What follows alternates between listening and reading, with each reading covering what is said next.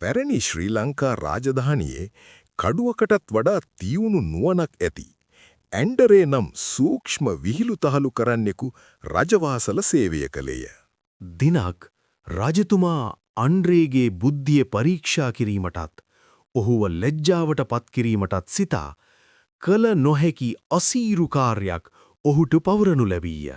දඬුවම් විඳීමට බියවනු වෙනුවට ඇන්ඩ්‍රේ එම අභියෝගයේ විහිළුවකට හරවා රජතුමාව පරාජය කළ හැකි සූක්ෂම සැලසුමක් ඉතා සංසුන්ව කල්පනා කළේය. ඇන්ඩරේ සැවුම ඉදිරියේ තම සැලසුම ක්‍රියාත්මක කරන විට තමන් පරාජය වී ඇති බව රජුට වැටහුණු අතර සභය පුරා සිනා හඬ පැතිරී ගියේය. ඇන්ඩ්‍රේගේ දක්ෂතාවයට පැහැදුණු රජතුමා ඔහුට තෑගි බෝග පිරිනැමූ අතර සැබෑ ප්‍රඥාව බොහෝ විට සැඟවී ඇත්තේ හාස්‍ය තුල බව වටහා ගත්තේය. ඒ අනුව බුද්ධිය සහ සිනහව එකට එක් වූ විට එය ආඩම්බරකාරී බලයට වඩා බෙහෙවින් ප්‍රබල වන බව ඇන්ඩරියේ මුළු රාජධානියටම මතක් කර දුන්නේය.